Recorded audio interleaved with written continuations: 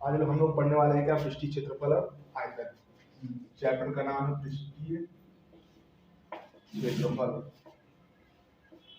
और आयतन।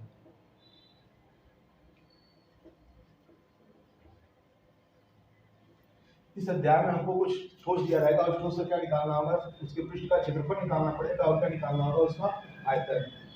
अब पृष्ठीय क्षेत्रफल कैसे निकालते हैं और आयतन कैसे निकालते हैं, तो उससे पहले हमें किस किस ठोसों के बारे में पढ़ना है तो उसको देखते हैं। तो हमारे सिलेबस में पहला जो ठोस दिया है वो आपका दिया है घन, और जो दूसरा ठोस दिया है वो दिया आपका घना, और तीसरा चीज हमको पढ़ना है बेलन। चौथा जो ठोस दिया है वो दिया आपका शंकु। इसके बाद पांचवा है गोला, और छठवां ठोस है आपका अर्धगोला।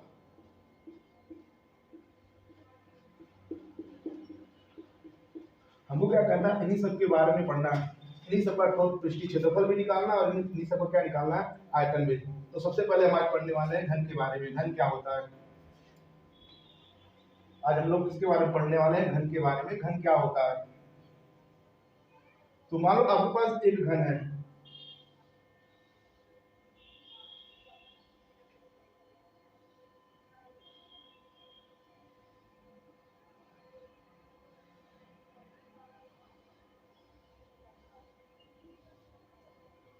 मान लो आपके पास क्या है, एक घन इस तरह से है। अब घन क्या होता है, जो आपका घन है ये घन किससे मिलकर के बना होता है, तो घन का जो प्रत्येक सतह होता है तो प्रत्येक सतह कैसा होता है, वर्गाकार होता है। तो कहने का मतलब है हमारा जो घन होता है, घन किससे मिलकर के बना होता है, वर्ग से मिलकर के बना होता है। और वर्ग में क्या होता है, वर्ग की सभी भुजा आपस में बराबर होती है।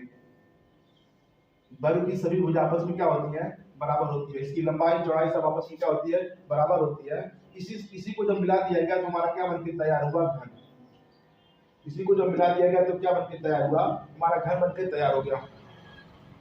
अब इसमें कितना वर्ग मिला दिया जाए तो आपका घन बन जाएगा। तो एक घन बनाने के लिए हमें कितना वर्ग चाहिए, 6 वर्ग चाहिए। अगर 6 वर्ग मिला देंगे तो हमारा क्या बनकर तैयार हो जाएगा, घन। तो हम कह सकते हैं घन में कितनी सतह होती है, घन में टोटल 6 सतह होती है। घन में कुल कितनी सतह होती है, 6। एक सतह मान लो ये हो गया, ये दूसरा हुआ, ये आपका तीसरा सतह हुआ, ये चौथा हुआ, और ठीक एक नीचे वाला और एक इसके ऊपर वाला। इस ऐसे भी कह सकते हैं एक सामने वाला और एक ठीक इसी के पीछे वाला। तो टोटल कितने सतह हुए एक घन में, टोटल आपका 6 सतह हो गया। और इसमें कितनी भुजाएं होती हैं, एक घन को एक मान लो आपको एक कमरा बनाना है, तो कमरा बनाने के लिए आपको कितनी भुजाओं की आवश्यकता पड़ेगी, तो टोटल कितनी भुजाएं होती हैं आपकी, टोटल 12 भुजाएं होती हैं। तो घन में भुजाओं की संख्या कितनी होती है, 12। कौन कौन सी, ये मान लो पहली भुजा हो गई, ये दूसरी हो गई, ये तीसरी और चौथी। 4 भुजा ऊपर होती है, 4 भुजा क्या होती है आपकी नीचे भी होती है। अरे 5 2 3 4 कितना हो गया, टोटल 12 भुजाएं हो गई। और इसमें टोटल कितने कोण होते हैं, कोण का मतलब क्या होता है, कोना। तो एक कमरा अगर बना दीजिए, कमरे में टोटल कितने कोने होते हैं, तो 4 कोना ऊपर होता है और 4 कोना नीचे। टोटल कितने कोने होते हैं, 8। घन में कुल कितने कोने होते हैं, कोण या कोना, टोटल 8 कोने होते हैं। कौन कौन सा, एक ये हुआ, एक ये हुआ 2, एक 3 और एक 4। 4 ऊपर हो गया, 4 नीचे, 5 6 7 8। घर में कितनी सतह होती है, घर में टोटल 6 सतह होती है। और कितनी भुजाएं होती है, कितनी भुजाओं से मिलकर के बना होता है, टोटल 12 भुजाएं होती है। और इसमें कितने कोने होते हैं, 8 कोने। ये हो गया आपका घन का परिचय। तो घन, अगर आपसे पूछा जाए घन की परिभाषा क्या होती है, तो घन की परिभाषा क्या बताएंगे, तो आपकी घन की परिभाषा होती है 6 वर्गाकार फलकों से। इसमें कितने फलक है, फलक या सतह, टोटल 6 फलक है। इसे 6 फलकों से मिलकर क्या बना, घन बना है। इसकी परिभाषा बोल सकते हैं 6 वर्गाकार फलकों से मिलकर, 6 वर्गाकार फलकों से मिलकर बनी हुई कौन सी आकृति है, बंद आकृति है। बंद आकृति को क्या कहते हैं? घन कहते हैं। ये हो गई इसकी परिभाषा। घन किसे कहते हैं? तो घर बनाने के लिए कितने सतह या फलक चाहिए? तो हमको टोटल 6 फलक चाहिए। इसी से मिलकर क्या बनता है? आपका घर बनता है। तो 6 वर्गाकार फलकों से मिलकर बनी हुई बंद आकृति जो आपका घन होता है। घन कैसा होता है? बंद होता है। तो बनी हुई बंद आकृति को क्या कहते हैं? घन कहते हैं। अब इसी घन के बारे में पढ़ना है। इसी घन में क्या निकालना है? पृष्ठीय क्षेत्रफल निकालना है। इसे क्या निकालना है? पृष्ठीय क्षेत्रफल। और इसे क्या निकालना है? आयतन। एक चीज और इसमें आता है, पूछता है कि घन के विकर्ण की लंबाई ज्ञात कीजिए। क्या निकालना है? विकर्ण की लंबाई। सवाल कुछ इस तरह से बनेगा, मान लो आपके पास एक कमरा है, उस कमरे में कितनी बड़ी से बड़ी राड रख सकते हैं। तो कितनी बड़ी से बड़ी राड रख सकते हैं? तो उस बड़ी से बड़ी लंबाई निकालने के लिए क्या निकालना पड़ता है हमको? उस कमरे की विकर्ण की लंबाई। तो सबसे पहले हम देखते हैं पृष्ठीय क्षेत्रफल। जो पहला फार्मूला है, पहला फार्मूला क्या है? पृष्ठीय क्षेत्रफल है। अब इसको कैसे निकालते हैं पृष्ठीय क्षेत्रफल को?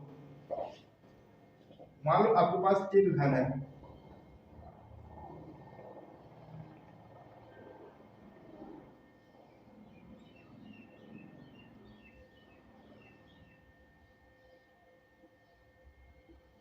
ये मान लो आपके पास क्या है? एक घन है। इस घन की लंबाई क्या? एक।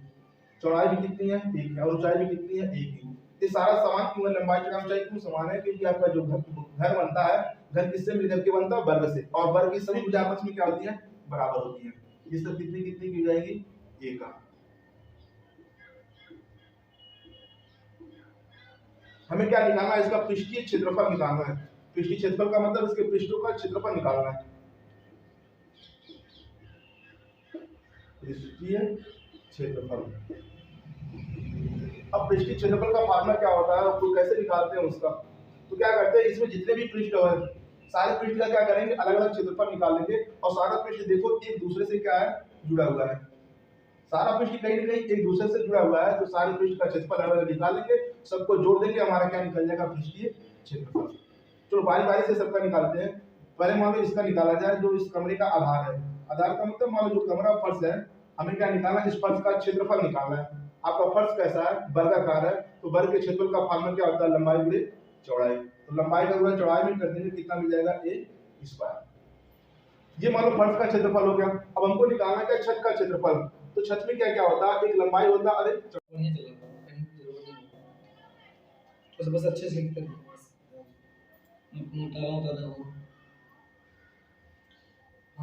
यहाँ से एसी की लंबाई कितनी आ गई? एक कड़ी में 2। जब वर्ग में क्या होता है? वर्ग में जब 2 भुजा होती है, जब उसका विकर्ण की लंबाई निकालनी होती है, तो विकर्ण की लंबाई कितनी आ गई? एक कड़ी में 2।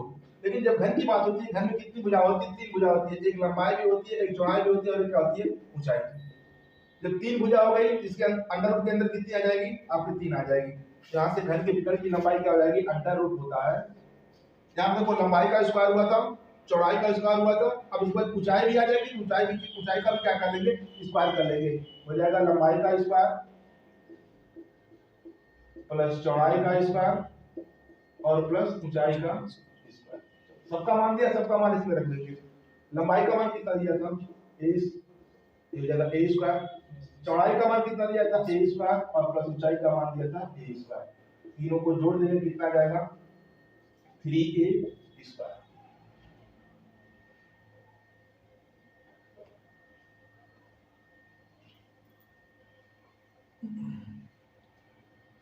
अब इसका वर्गमूल निकालो।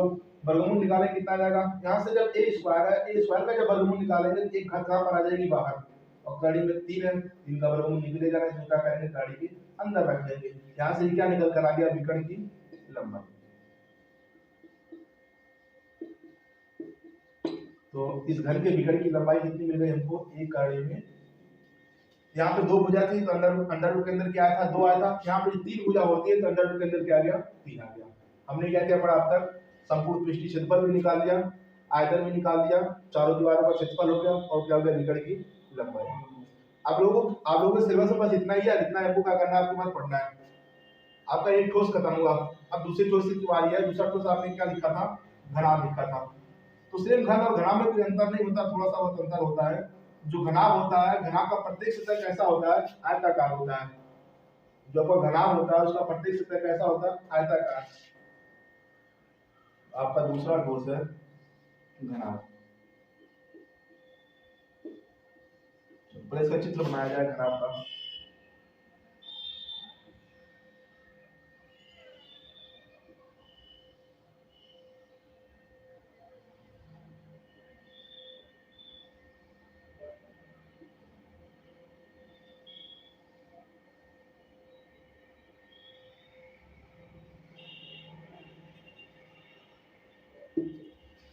ये मतलब एक घनाभ है। घनाभ में भी क्या क्या होता है, एक लंबाई होता है, एक चौड़ाई होता है, और एक क्या होता है, ऊंचाई।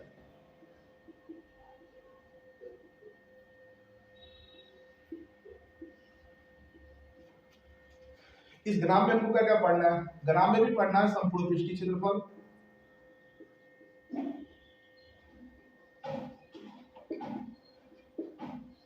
और ये पढ़ना है आपका चारों दीवारों का क्षेत्रफल,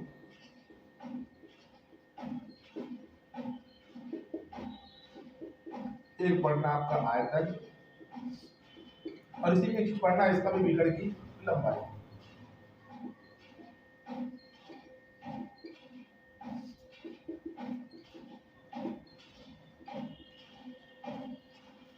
ये आपका क्या होता है, घनाभ है।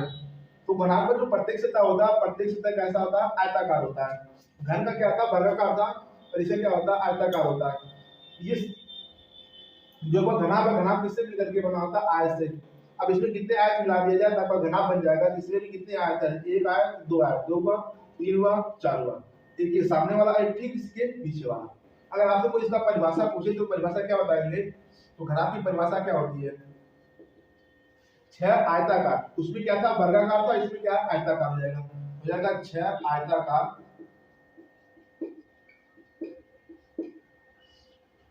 छह आयताकार सतहों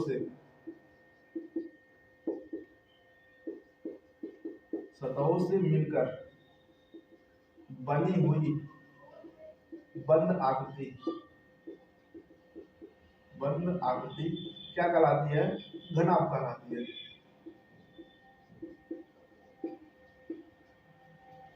घनाभ की परिभाषा क्या होगी, छह आयताकार सतहों से मिलकर के बनी हुई जो बंद आकृति है उसे क्या कहते हैं, घनाभ कहते हैं। घनाभ में क्या क्या होता है, एक लंबाई होता है, एक चौड़ाई और एक ऊंचाई। अभी आपने कहा कि इसका जो प्रत्येक सतह है, प्रत्येक सतह कैसा होता है, आयताकार होता है। अब आयत में क्या होता है, मान लो आपके पास एक आयत है, आयत में आमने सामने की लंबाई क्या होती है, बराबर होती है। मान लो अगर यहाँ तक की लंबाई यल की है, यहाँ तक की लंबाई कितनी जाएगी, यल की। मान लो इसकी चौड़ाई यहाँ से तक की चौड़ाई बी की है, यहाँ से तक की चौड़ाई क्या आ जाएगी, बी। और वर्ग में क्या होता था, सारी भुजाएं आपस में बराबर होती थी। अगर मान लो यहाँ से यहाँ तक की लंबाई यल की है, तो यहाँ से यहाँ तक की लंबाई क्या हो जाएगी आपकी, यल की। यहाँ से यहाँ तक की चौड़ाई बी की है, तो यहाँ से यहाँ तक की चौड़ाई क्या हो जाएगी, बी की, क्योंकि आमने सामने की भुजा आपस में क्या होती है, बराबर होती है। अगर यहाँ से यहाँ तक की ऊंचाई h की है, तो यहाँ से यहाँ तक की ऊंचाई कितनी की जाएगी, h की। अगर यहाँ से यहाँ तक की ऊंचाई h की है, तो यहाँ से यहाँ तक की ऊंचाई कितनी की जाएगी, h की, क्योंकि आमने सामने की भुजा क्या होती है, बराबर होती है। अगर ये h का तो भी कितने हो जाएगा, h का। इस तरह से क्या करना, सबको लिख लेना। अगर ये यल का तो कितने हो जाएगा, यल का। अगर ये यल का तो कितने हो जाएगा, यल का, क्योंकि आमने सामने की भुजा सारी बराबर होती है इसमें, आयत में। आपने क्या किया, सबका पैमाना लिख दिया। अब हमको क्या निकालना, संपूर्ण पृष्ठीय क्षेत्रफल निकालना है। इस घनाभ का, पूरे घनाभ को क्या निकालना है, इसमें जितने भी सतह है सारे सतह का क्या निकालना है, क्षेत्रफल निकालना है। संपूर्ण का मतलब क्या होता है, पूरा, पूरे पृष्ठ का क्या निकालना है, क्षेत्रफल।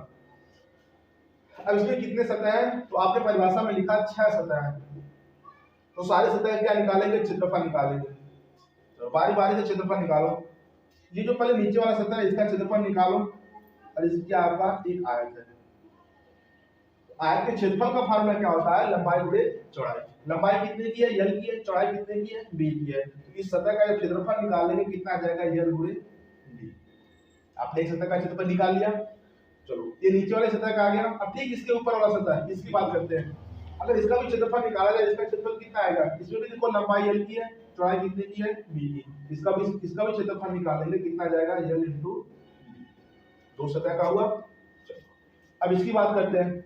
अगर इस सतह का क्षेत्रफल निकाला जाए, इसमें आपको क्या क्या दिया है, एक चौड़ाई दिया है और एक ऊंचाई दिया है। और ये आपका सतह का, ये आपका जो सतह कैसा आयताकार है। आयत के क्षेत्रफल का फार्मूला क्या होता है, लंबाई गुणे चौड़ाई। अब यहाँ पे लंबाई नहीं है, यहाँ पे हमको ऊंचाई दिया है और क्या दिया है, चौड़ाई दिया है। तो हमें इन दोनों, इसका क्षेत्रफल निकालना है। इसका क्षेत्रफल कैसे निकालेंगे, चौड़ाई भी क्या करेंगे, ऊंचाई से गुणा करा लेंगे। तो चौड़ाई में जब ऊंचाई से गुणा करा लेंगे इसका गुणा इसके साथ, तो क्या मिल जाएगा, b इंटू एच।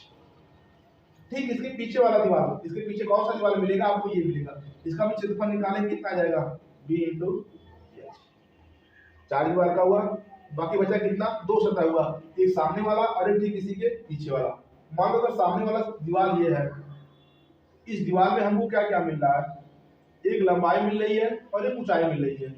तो यहाँ से यहाँ तक की लंबाई हो गई और यहाँ से तक की आ गई ऊंचाई हो गई। इस सतह की बात करेंगे, इस सतह में क्या है, क्या मिल रहा है, एक लंबाई मिल रहा है और एक ऊंचाई मिल रहा है। और इस सतह का क्षेत्रफल निकालो कितना मिल जाएगा, फॉर्मूला क्या होता है, L इंटू एच।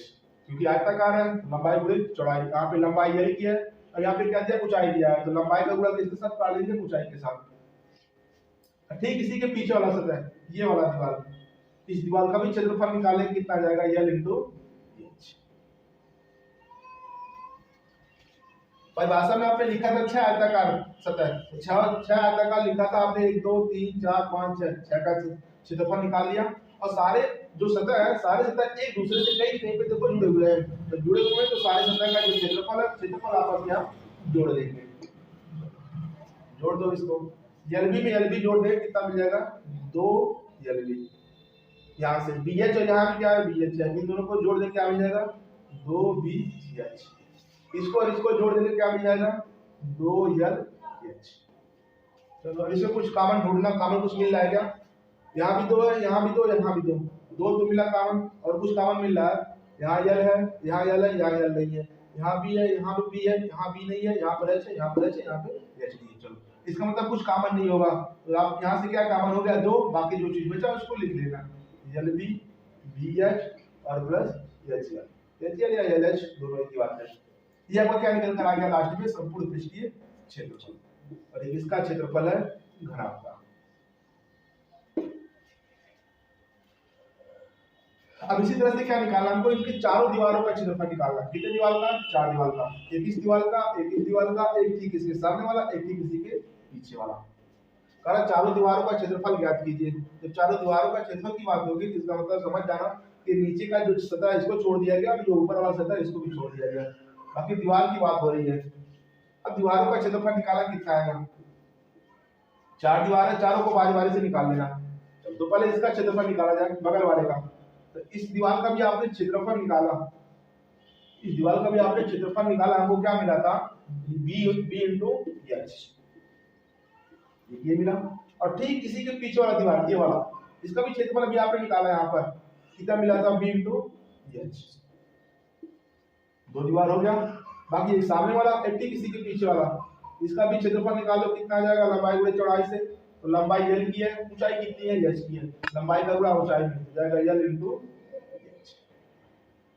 और ठीक इसी के पीछे वाला ये दीवार, इसका भी क्षेत्रफल निकाल लेंगे, कितना आ जाएगा, L इंटू H। सारा दीवार जुड़ा हुआ है तो सारा क्षेत्रफल आपस में हम जोड़ देंगे। जोड़ने के लिए कौन सा निशान लगाते हैं, हमेशा प्लस का। चलो अब जोड़ दो, BH का, BH में BH जोड़ देंगे, कितना मिल जाएगा, 2B इंटू H। इन दोनों को जोड़ देंगे, कितना मिल जाएगा, 2L इंटू। अब यहाँ से ढूंढना कुछ कॉमन वन मिल रहा है कि नहीं मिल रहा है, यहाँ भी 2, यहाँ भी 2, 2 तो कॉमन हो जाएगा। यहाँ पर B है, यहाँ पर B नहीं है, यहाँ पे H है, यहाँ भी H है। यहाँ भी देखो, यहाँ भी 2, यहाँ भी 2, 2 कॉमन हो जाएगा। यहाँ पर H है, यहाँ भी H है, H कॉमन हो जाएगा। यहाँ पर L है, यहाँ पर L नहीं है, यहाँ पर B है और यहाँ पर B नहीं है। जो चीज कॉमन हो रहा है उसको कॉमन बना लेना, 2 और इंटू H, ये हो गया कॉमन। यहाँ से क्या बचेगा, यहाँ से बच जाएगा B और प्लस। ये जो लास्ट में निकल कर आ गया, ये क्या निकल गया, उस घनाभ का चारों दीवारों का क्षेत्रफल। आपने 2 फार्मूला निकाल दिया, एक फार्मूला ये हुआ, दूसरा फार्मूला आपका ये मिला। अब हमें क्या निकालना है, इसी का आयतन निकालना है, क्योंकि चैप्टर का नाम ही था पृष्ठीय क्षेत्रफल और आयतन। क्षेत्रफल निकालना पृष्ठ का और निकालना था आयतन। अब इसका आयतन निकालो। अभी हमने घर में बताया था आयतन कैसे निकालते हैं। आयतन निकालने के लिए जो ठोस है, ठोस का पहले आधार का क्षेत्रफल निकालते हैं। आधार के क्षेत्रफल में क्या करते हैं, उसकी ऊंचाई से गुणा करा लेते हैं। अब इसके बाद लिखना आयतन।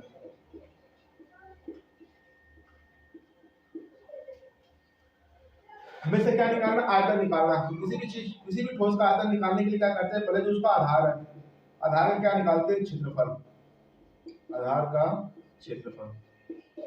उसके क्षेत्रफल में किससे गुणा कराते हैं, जो उस ठोस की ऊंचाई होती है उसकी ऊंचाई से गुणा करा लेते हैं। गुणा कराने पर हमको क्या मिल जाता है, आयतन।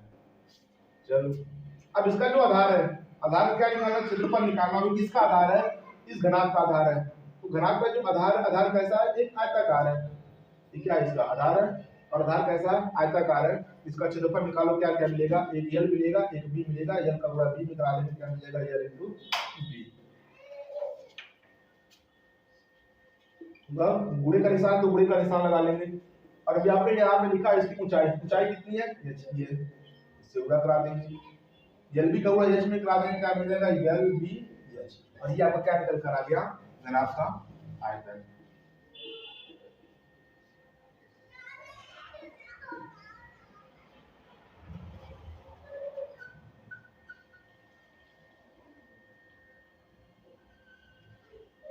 हमको क्या निकालना है, इस घनाभ के विकर्ण की लंबाई निकालना है। हमें क्या निकालना है, इस घनाभ के विकर्ण की लंबाई।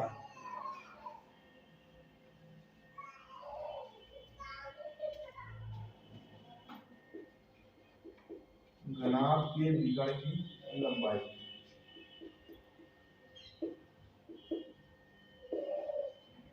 जैसे आपने घर के विकर्ण की लंबाई निकाला था, सेम वैसे इसका भी निकालेंगे विकर्ण की लंबाई।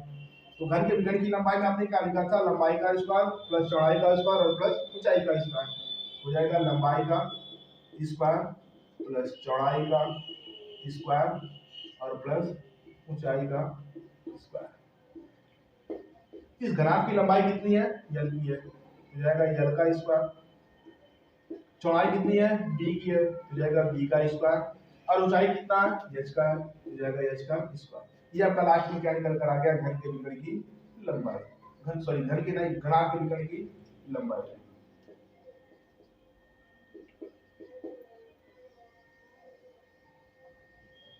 आप लोगों ने क्या क्या पढ़ा, घन भी खत्म कर लिया, घनाभ भी हो गया। अब इसके बाद किसकी बारी है, बेलन की।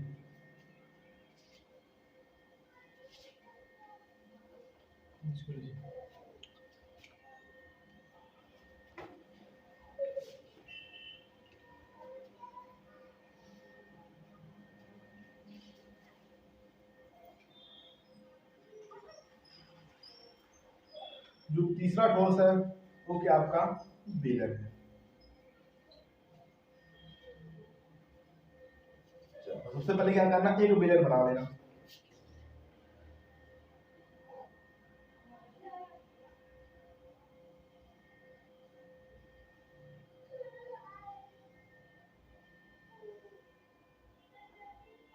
ये मतलब क्या है, एक बेलन है। अब बेलन में क्या क्या होता है, बेलन का देखो जो ऊपर वाली सिरा होता है, जो नीचे वाला सिरा होता है, ये दोनों कैसा होता है, वृत्ताकार होता है। तो अगर वृत्ताकार है तो वृत्त में क्या क्या मिलता है, एक परिधि मिलता है और एक त्रिज्या मिलती है।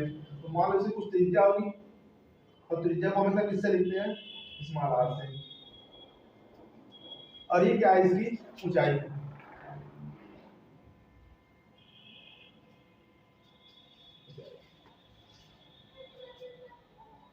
इसमें हमको क्या क्या पढ़ना है बेलन में, तो बेलन में भी हमें क्या निकालना है, इसके पृष्ठ का क्षेत्रफल निकालना है और क्या निकालना है, इसकी आयतन। हमें क्या पढ़ना है, बेलन का पृष्ठीय क्षेत्रफल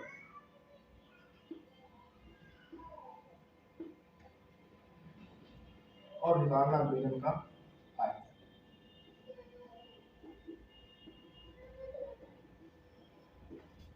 और इसी इसी में आ जाता है, कहता है कि बेलन का वक्र पृष्ठीय क्षेत्रफल ज्ञात कीजिए।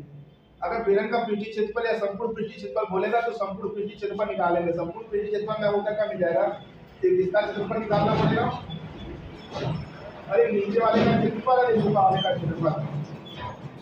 नीचे वाले का क्षेत्रफल, ऊपर वाले का क्षेत्रफल और इसका क्षेत्रफल, सारा क्षेत्रफल निकाल के जोड़ देंगे तो क्या निकल जाएगा, संपूर्ण पृष्ठीय क्षेत्रफल या पृष्ठीय क्षेत्रफल। तो एक चीज और निकालना बेलन का वक्र पृष्ठीय क्षेत्रफल।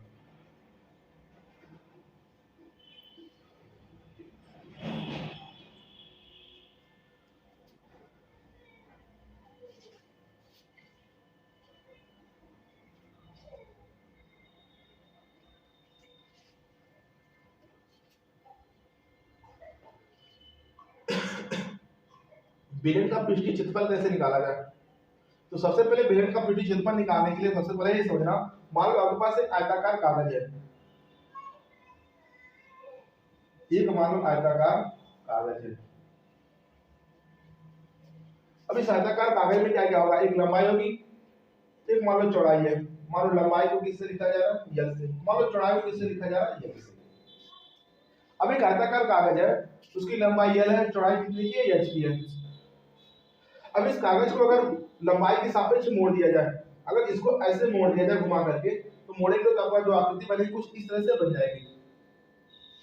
जब इसको मोड़ेंगे, इसको जब मोड़ेंगे तो ये जो लंबाई है, लंबाई वाली जो आकृति है, जो लंबाई है, लंबाई किसमें बदल जाएगी, आपकी एक वृत्त में बदल जाएगा, गोले में बदल जाएगा, वृत्त में बदल जाएगा, कुछ इस तरह से आपका बन जाएगा। और ऊंचाई जो चौड़ाई है, वो चौड़ाई किससे बदल जाएगी, आपकी ऊंचाई में। मतलब इसको जब कुछ इस तरह से मोड़ेंगे, जो नीचे वाली आकृति बनेगी कुछ इस तरह से बन जाएगा वृत्ताकार। और लंबाई किससे बदल जाएगी, लंबाई वृत्त की टोटल क्या हो जाएगी, परिधि हो जाएगी। क्या हो जाएगी, परिधि। और ये क्या होगा, इसकी ऊंचाई। अब हमें क्या निकालना है, इसका पृष्ठीय क्षेत्रफल निकालना है। पृष्ठीय क्षेत्रफल, वक्रपेटी क्षेत्रफल और आयतन। चलो अब इसका क्षेत्रफल निकाला जाए। तो जब इसका क्षेत्रफल निकालेंगे, इसको जब कट कर देंगे बेलन को, जब बेलन को आधे बीच में से काट देंगे, तो जब काटेंगे तब क्या बन जाएगा, इस तरह से आयत बनेगा। जब आयत बनेगा तो इस आयत का क्षेत्रफल निकालो कितना होता है। आयत के क्षेत्रफल का फार्मूला क्या होता है, लंबाई गुणे चौड़ाई। लंबाई गुणे चौड़ाई। लंबाई कितने की है, यल की है, चौड़ाई कितने की है, एच की है। इसका क्षेत्रफल कितना आ गया, यल इंटू एच। मतलब आपने इसका कागज को क्या किया, बीच से कट कर दिया यहाँ से। जब यहाँ से काटेंगे तो क्या मिलेगा, एक आयत की तरफ खुल जाएगा। तो आयत के क्षेत्रफल का फार्मूला क्या होता है, लंबाई गुणे चौड़ाई। इसका क्षेत्रफल आपने निकाल दिया, कितना मिला, यल इंटू एच। अभी आपने केवल इसका क्षेत्रफल निकाला किनारे किनारे का, अभी बाकी बचा क्या, ये नीचे वाला हिस्सा। तो नीचे वाला जो भाग है, नीचे वाला भाग कैसा, वृत्त की तरह है। तो वृत्त के क्षेत्रफल का फार्मूला क्या होता है, वृत्त के क्षेत्रफल का फार्मूला होता है पाई आर स्क्वायर। एक देखना वृत्त नीचे में और एक वृत्त ऊपर भी है, तो ऊपर वाले का भी क्षेत्रफल निकालें, कितना जाएगा, पाई आर स्क्वायर। अब ये वृत्त और ये वक्र पृष्ठ और ये ऊपर वाला वृत्त, तीनों चित्र आपस में क्या हुआ, जुड़ा हुआ है। तो तीनों चित्रों को या तीनों क्षेत्रफल को आपस में क्या कर देंगे, जोड़ देंगे। इसको जोड़ दो, कितना आ जाएगा, H plus 2 pi R, 2 pi R square में पाई आर स्क्वायर जोड़ देंगे, कितना मिल जाएगा, 2 पाई आर स्क्वायर। यहां से कुछ कॉमन हो रहा है,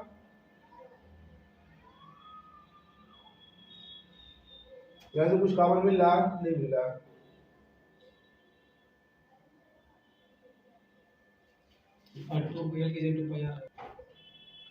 यहाँ पे आपने इस आयत का क्षेत्रफल निकाला तो क्या लिखा था, यल गुणे एच। यहाँ पे जब इसको इसका क्षेत्रफल निकालेंगे तो क्या आ जाएगा, यल के साथ में क्या मिल जाएगा आपका, 2 पाई आर। यहाँ पे लिख लेना यल बराबर 2 पाई आर। यल के साथ में यल का मान रखना, यहाँ पे मिल जाएगा 2 पाई आर इंटू एच।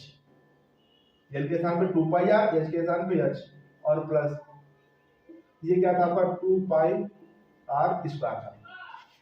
अब यहाँ पे देखो 2 पाई आर है, यहाँ पे 2 पाई आर है, यहाँ से 2 पाई आर ले लेना कॉमन, तो 2 पाई आर कॉमन ले लेंगे, अंदर क्या बचेगा, यहाँ से बच जाएगा एच और यहाँ से एक आर बच जाएगा, तो जाएगा एच प्लस।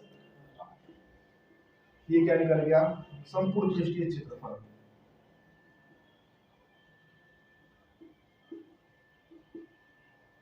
ये निकल गया बेलन का संपूर्ण पृष्ठीय क्षेत्रफल। अब हमें क्या निकालना है, इस बेलन का आयतन निकालना है। हमें इस बेलन क्या निकालना, आयतन निकालना है। अब बेलन का आयतन कैसे निकाला जाए, अगर लंबाई गुणे चौड़ाई गुणे ऊंचाई से निकालेंगे तो इसमें लंबाई क्या ढूंढेंगे, चौड़ाई कौन सी होगी, ऊंचाई तो मालूम मिल जाएगा, ऊंचाई कितनी का, एच का। तो लंबाई कौन सा होगा, चौड़ाई कौन सा होगा। इसलिए किसी भी ठोस का आयतन निकालने के लिए कौन सा फार्मूला लगाते हैं, किस तरह से निकालते हैं, तो उस ठोस का जो आधार होता है, पहले आधार का क्षेत्रफल निकालते हैं, बेलन की आधार का क्षेत्रफल।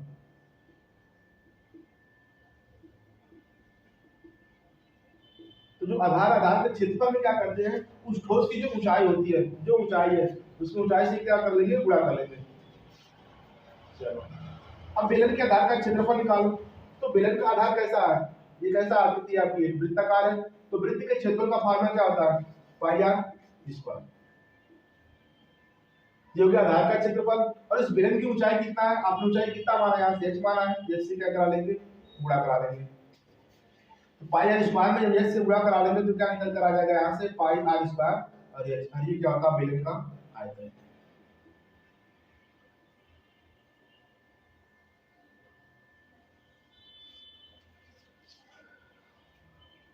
तीसरा टॉपिक क्या आपका कह रहा है, बेलन का वक्र पृष्ठीय क्षेत्रफल ज्ञात कीजिए।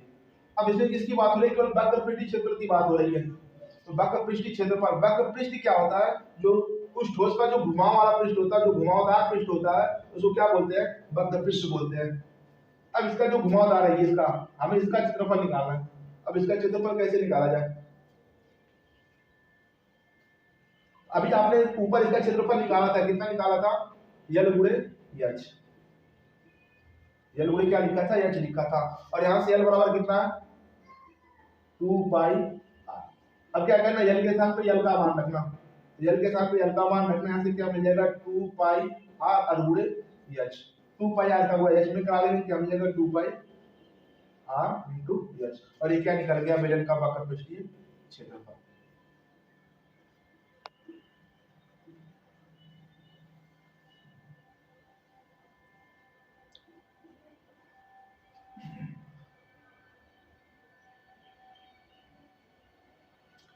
अब हमको क्या पढ़ना है, अब इसके बाद बारी आ गई आपकी सम की, बेलन भी खत्म, अब आ गया सम।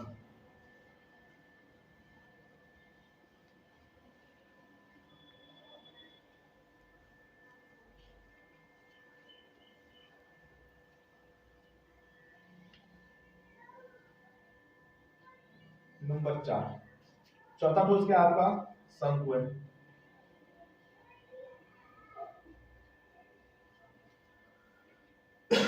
तो सबसे पहले क्या करना, एक शंकु की चित्र बना लेना।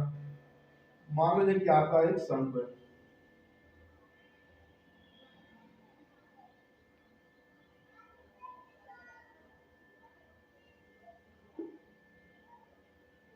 ये क्या होती है, शंकु की ऊंचाई। ये हो गई शंकु की ऊंचाई, ये क्या हुआ, इस शंकु की त्रिज्या। त्रिज्या को किससे लिखते हैं, आर से। और ये क्या ऊंचाई है, ऊंचाई को किससे लिखते हैं, एच से। शंकु में एक अलग सा चीज निकल कर आता है, वो क्या होता है, यहाँ से तक की दूरी, और यहाँ से तक की दूरी को क्या बोलते हैं, तिर्यक लंबाई बोलते हैं या तिर्यक ऊंचाई बोलते हैं। उसको किससे लिखते हैं, हमेशा यल से।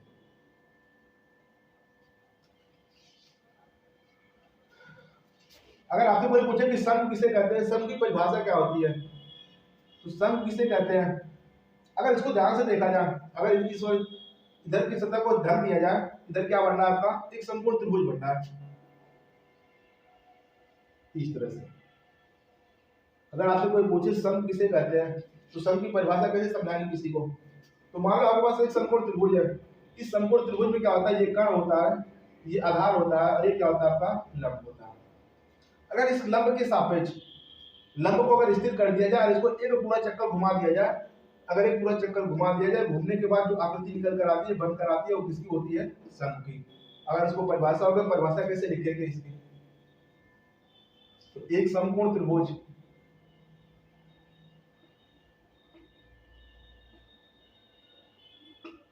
समकोण त्रिभुज को लंब के सापेक्ष एक पूरा चक्कर घुमाने पर बनी हुई आकृति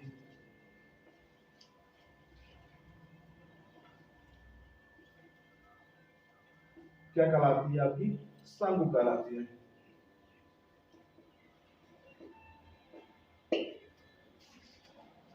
शंकु किसे कहते हैं, अगर एक समकोण त्रिभुज और उस समकोण त्रिभुज को लंब के सापेक्ष अगर पूरा घुमा दिया जाए, घुमाने के बाद जो आकृति निकल कर आती है या बनती है, उसे क्या बोलते हैं, शंकु बोलते हैं। अब इस शंकु में हमको क्या क्या पढ़ना, क्या क्या निकालना है, इसमें भी आपको वही चीज निकालना है जो अब तक आपने निकाला है। एक निकालना है पृष्ठीय क्षेत्रफल या संपूर्ण पृष्ठीय क्षेत्रफल,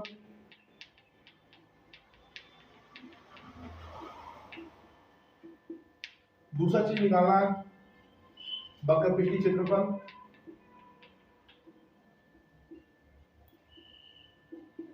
तीसरा चीज निकालना है इसका आयतन, और एक चीज इसमें एक्स्ट्रा निकल कर आती है जिसको बोलते हैं यल। यल क्या होती है? तिर्यक लंबाई या तिर्यक ऊंचाई।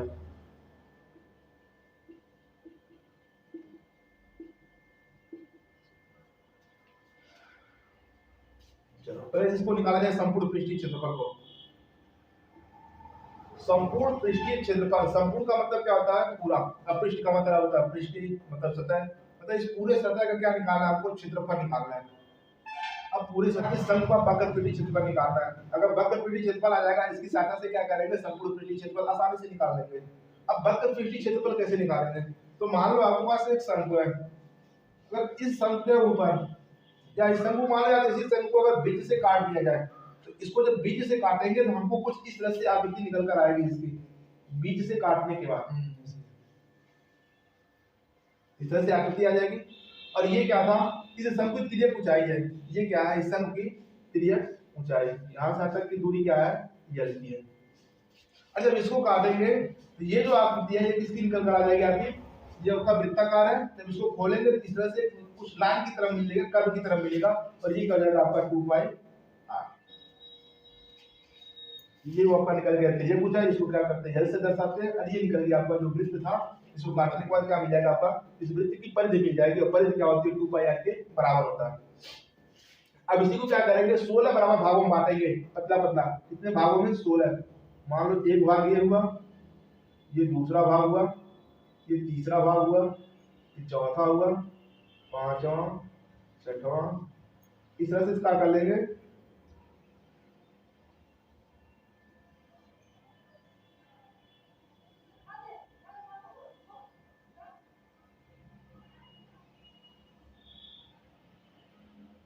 कितना भाग हुआ? लगभग 16 भाग हो गया। क्या करें? अब जो क्या करेंगे? 16 बराबर भागों में बांटने के बाद इसको प्रत्येक भाग को कुछ इस तरह से व्यवस्थित करेंगे, इसका 8 भाग कहां पर आ जाए? नीचे, और 8 भाग कहां पर आ जाए? ऊपर। जब इसको रखेंगे, रख देंगे, अच्छे से रखेंगे तो आपका एक आयत बनकर तैयार हो जाएगा। इसको जितने अच्छे से बांटेंगे, जितने अच्छे से सजाएंगे, उतने अच्छे से आपको क्या बनेगा? आकृति बनेगी। तो किसकी आकृति निकल कर आएगी? एक आयत की आएगी। ध्यान से देखना उसको। तो उसकी उस आयत में ये क्या था? तिर्यक लंबाई थी, तो इसको क्या लिखेंगे? यल लिखेंगे। और ये क्या निकल कर आ जाएगा? परिधि आ जाएगी। और परिधि क्या था आपका? 2πr का था। तो आप इसको जब 8 भाग में बांटेंगे, आधा परिधि नीचे आ जाएगी और आधी परिधि कहां पर मिलेगी? ऊपर। अगर ये यल का, ये भी क्या हो जाएगा? यल का, क्योंकि आयताकार है, आयत का आमने सामने की भुजा बराबर होती है। अब हमें क्या निकालना? किसी आयत का क्षेत्रफल निकालना। और ये आकृति कहां से निकल कर आई है? इससे। और ये आकृति कहां से निकल कर आई है? शंकु से। मतलब इसका अगर क्षेत्रफल निकालेंगे, ये किसके बराबर हो जाएगा? इसके क्षेत्रफल के। और जब ये इसका क्षेत्रफल निकालेंगे, इसका क्षेत्रफल किसके बराबर हो जाएगा? इस शंकु के वक्र पृष्ठीय क्षेत्रफल के। इसका क्षेत्रफल निकालो तो आयताकार है, आयत के क्षेत्रफल का फॉर्मूला क्या होता है? लंबाई गुणे चौड़ाई। इस आयत की लंबाई कितनी है? πr की है। और इसकी चौड़ाई कितनी है? यल की है। πr का गुणा यल निकालेंगे, क्या मिल जाएगा? πr यल। ये जो πr यल निकल कर आया, ये क्या निकल कर आया? इस आयताकार भाग का क्षेत्रफल। और आयताकार भाग का क्षेत्रफल किसके बराबर है? इसके बराबर है। और ये किसके बराबर है आपका? इसके। इसका मतलब हम कह सकते हैं जो वक्र पृष्ठीय क्षेत्रफल है शंकु का, वक्र पृष्ठीय क्षेत्रफल का फॉर्मूला क्या होता है? πr।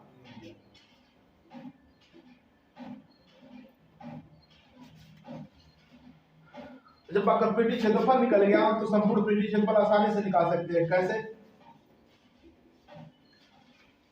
आपने इसका वक्र पृष्ठीय क्षेत्रफल निकाल लिया, बाकी इसमें कौन सी सतह बची? ये नीचे वाला बचा। और नीचे वाला सतह कैसा है? वृत्ताकार है। तो वृत्ताकार है तो वृत्त के क्षेत्रफल का फॉर्मूला क्या होता है? πr²। मतलब वक्र पृष्ठीय क्षेत्रफल में क्या करेंगे? वक्र पृष्ठीय क्षेत्रफल में अगर इस वृत्ताकार भाग का क्षेत्रफल जोड़ दे, या वृत्त का क्षेत्रफल जोड़ दे, वक्र पृष्ठीय क्षेत्रफल में अगर वृत्त का क्षेत्रफल जोड़ देंगे इसका, तो हमको क्या निकल कर आ जाएगा? संपूर्ण पृष्ठीय क्षेत्रफल निकल जाएगा हमारा। तो वक्र पृष्ठीय क्षेत्रफल अभी आपने निकाला, कितना आया था इसका? πr यल। और प्लस ये वृत्त का क्षेत्रफल, और वृत्त के क्षेत्रफल का फॉर्मूला क्या होता है? πr²। अब यहाँ भी πr है, यहाँ भी πr है, यहाँ से ले लेंगे पाई और r, कॉमन। जब पाई आर कॉमन हो गया तो यहाँ से क्या बचा, यहाँ से बच जाएगा आपका यल, यहाँ से एक आर बच जाएगा, तो जाएगा यल प्लस आर, और ये कैंसिल करा गया उस शंकु का संपूर्ण पृष्ठीय क्षेत्रफल। अब हमें क्या निकालना है, इसका आयतन निकालना है। हमें क्या निकालना है, इसका आयतन। अब आयतन कैसे निकाला जाए, हमें क्या निकालना है, इस शंकु का आयतन निकालना। तो शंकु का आयतन कैसे निकालेंगे, बेलन की सहायता से। अब बेलन की सहायता से कैसे निकालेंगे, तो जो बेलन का आयतन होता है, बेलन का आयतन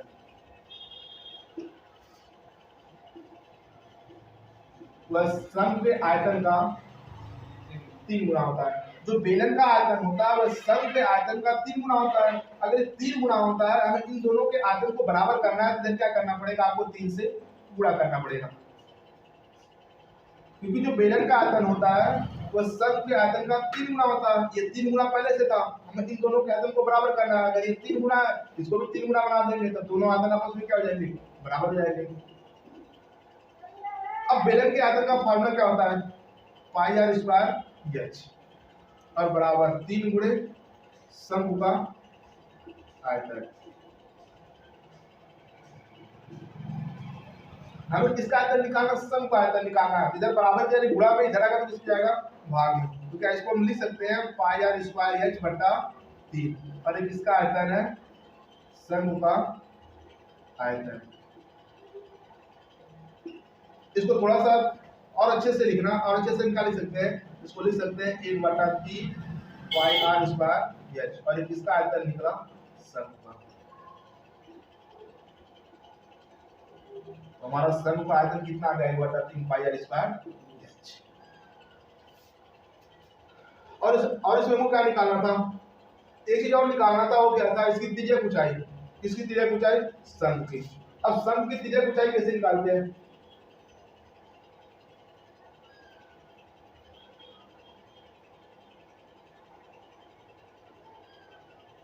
शंकु को क्या निकालना था, त्रिज्यक ऊंचाई निकालना था। तो लिखना त्रिज्यक ऊंचाई।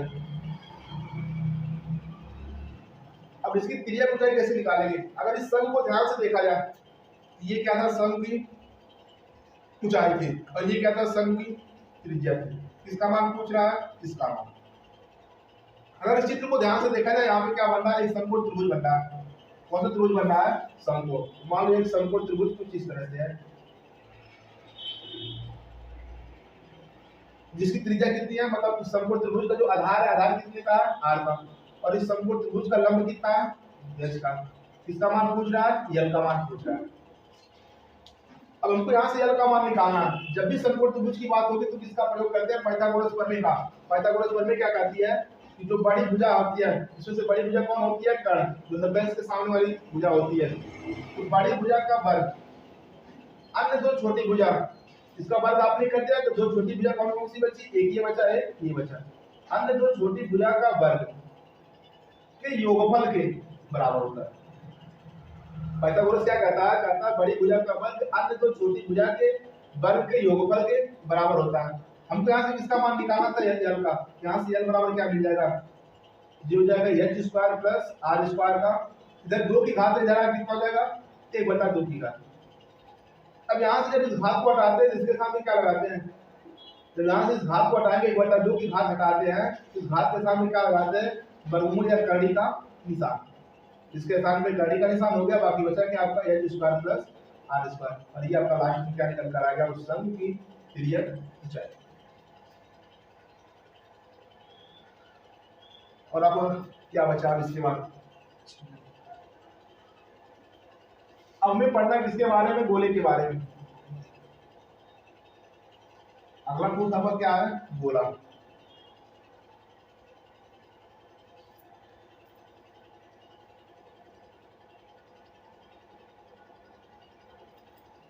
तो सबसे पहले क्या करना, एक गोला बना लेना। अब गोला बनाने के लिए आपको क्या चाहिए, 3 डायमेंशन की जरूरत पड़ती है, एक एक्स अक्ष, एक वाई अक्ष और एक जेड अक्ष की। तो मान लो ये आपका एक्स अक्ष है, ये मान लो वाई अक्ष है, और ये मान लो आपका जेड अक्ष। क्योंकि गोला बनाने के लिए हमें क्या क्या चाहिए, एक एक्स अक्ष, एक वाई अक्ष और एक जेड अक्ष। ये मान लो एक गोला है।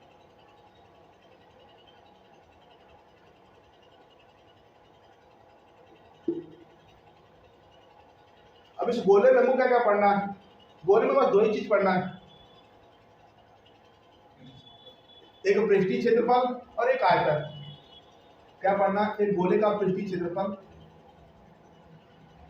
गोले का पृष्ठीय क्षेत्रफल, और ये पढ़ना है गोले का आयतन।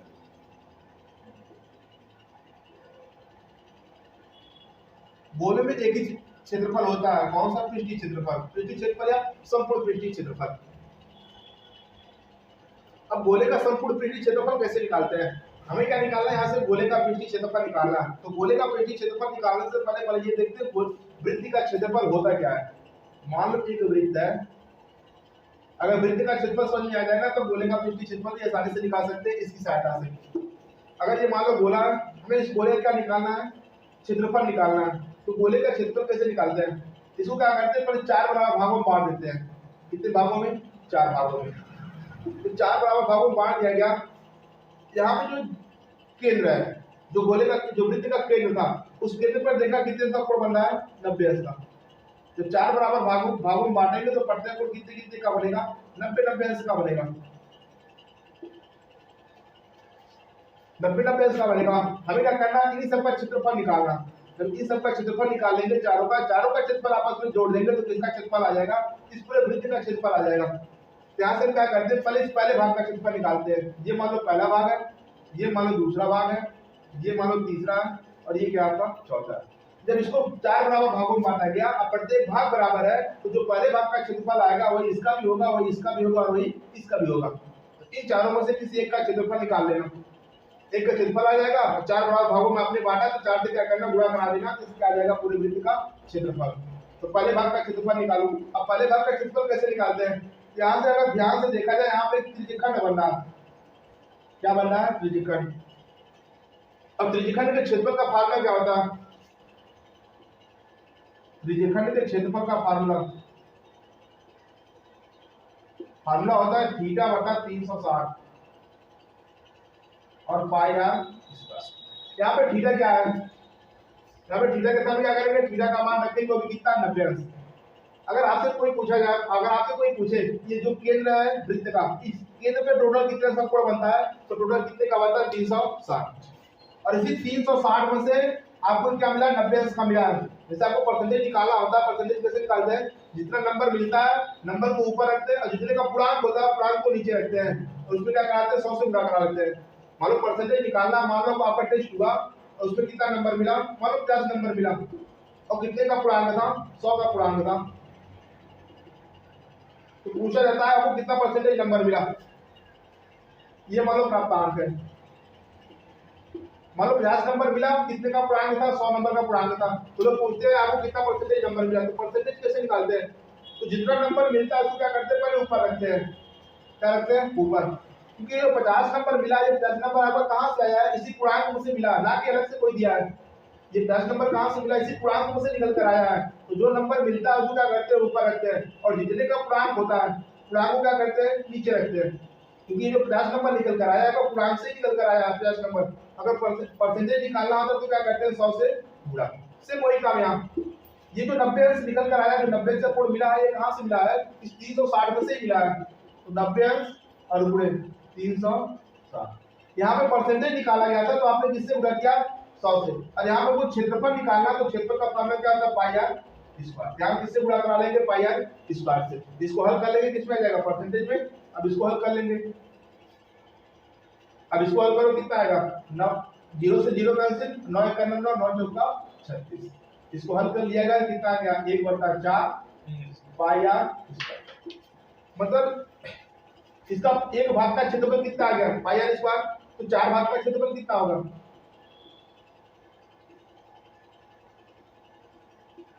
वृत्त के चारों भागों का क्षेत्रफल,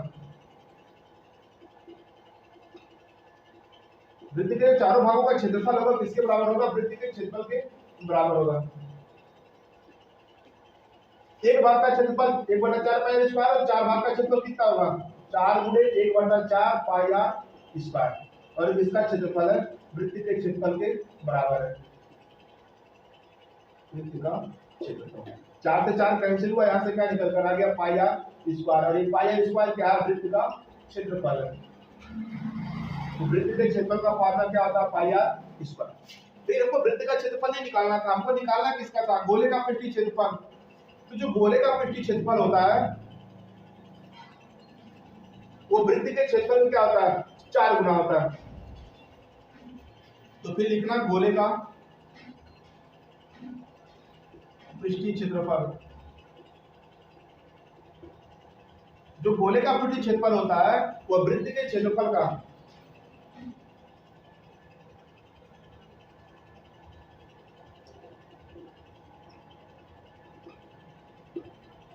अगर ये 4 गुना होता हमें इन दोनों को बराबर करना है। अगर ये 4 गुना होता तो इन दोनों को हमें बराबर करना है, तो क्या करा लेते, 4 से गुणा। उल्टा होगा, सभी बड़ा बराबर है। बोल लेना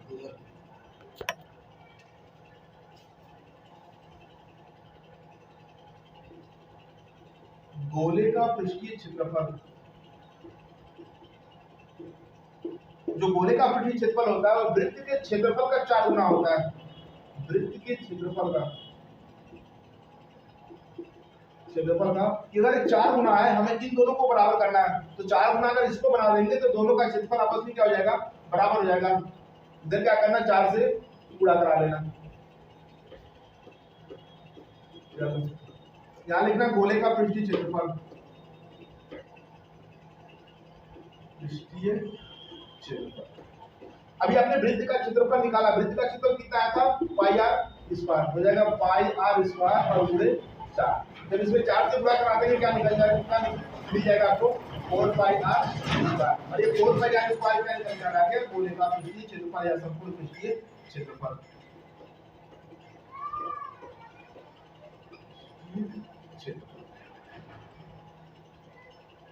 गोले का पृष्ठीय क्षेत्रफल कितना आ गया, 4 पाई आर स्क्वायर। अब हमें क्या निकालना, उस गोले का आयतन का होता है 4/3 पाई आर क्यूब। छोटा सा फार्मूला है, क्या करना सभी लोग याद कर लेना। ये होता है 4/3 पाई आर क्यूब। आपका गोले का पृष्ठीय क्षेत्रफल हो गया या संपूर्ण पृष्ठीय क्षेत्रफल, दोनों एक ही बात है। और ये हो गया गोले का आयतन। अब हमको इसके बाद क्या पढ़ना है, अर्धगोला। अब हमको पढ़ना है अर्धगोला। तो सबसे पहले क्या करना, एक अर्धगोला बना लेना। ये मान लो क्या है, एक अर्धगोला है। ये इसकी क्या है, मान लो त्रिज्या है, और ये क्या है, इसकी ऊंचाई है।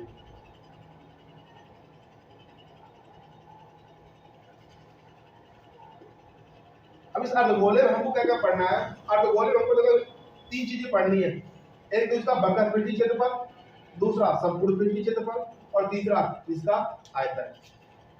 एक पढ़ना है वक्र पृष्ठीय क्षेत्रफल, एक पढ़ना संपूर्ण पृष्ठीय क्षेत्रफल, और एक चीज पढ़ना इसका आयतन।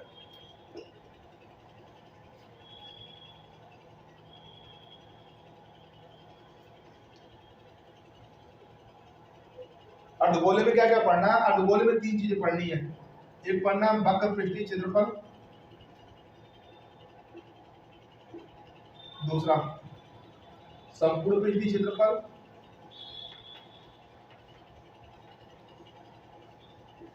तीसरा आयतन।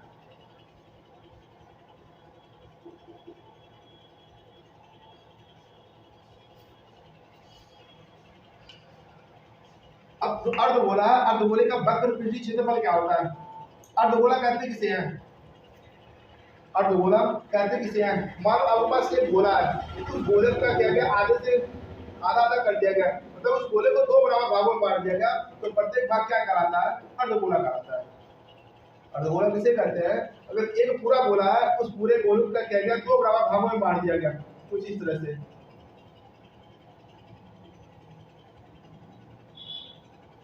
मान लो एक गोला था, उस गोले को आपने क्या किया, 2 बराबर भागों में बांट दिया, तो प्रत्येक भाग क्या कहलाता है, अर्धगोला कहलाता है।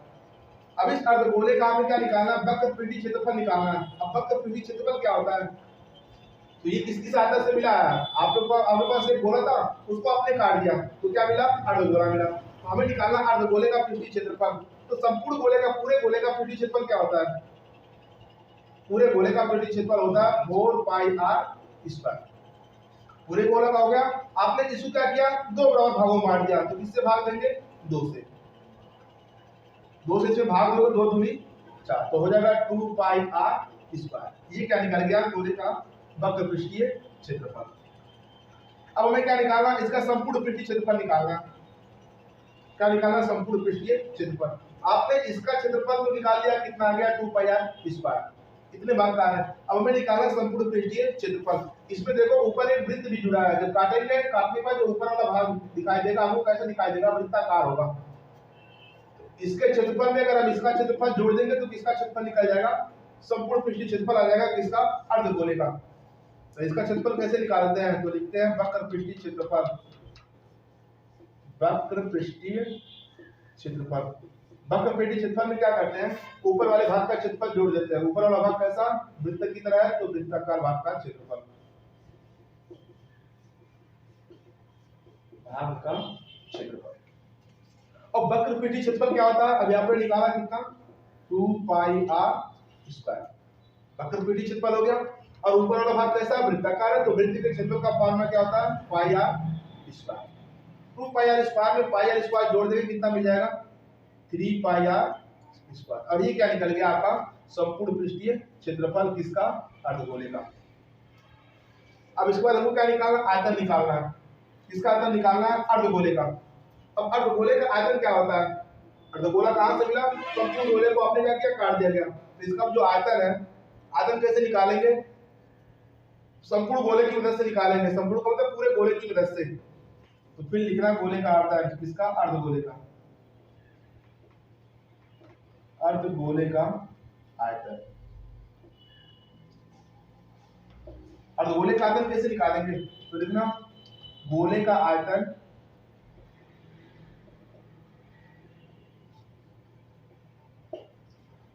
गोले के आयतन में क्या करेंगे, 2 से भाग दे देंगे। 2 से भाग क्यों देंगे, क्योंकि जो पूरा गोला था उस गोले को आपने क्या किया, काट करके 2 बराबर भागों में बांट दिया। तो 2 बराबर भाग हो गया, तो उसका आयतन भी क्या हो जाएगा, बढ़ जाएगा। कितने भागों में जाएगा, 2 भागों में। अब गोले का आयतन भी यहाँ पे निकाला, कितना आया था, 4/3πr³। 4/3πr³। इसमें क्या करेंगे, 2 से भाग देंगे। तो 2 से भाग देंगे, कितनी बढ़ जाएगी, 2 1 का 2 होता है, 2 दूना 4। तो गोले का आयतन कितना आ गया, 2/3πr³। ये हो गया आपका गोले का आयतन। तो आपने आज क्या क्या सीखा, घन के बारे में सीख लिया, घनाभ के बारे में, बेलन के बारे में भी हो गया, शंख, गोला, अर्धगोला। अब इसके बाद कल पढ़ेंगे हम लोग चिन्ह के बारे में।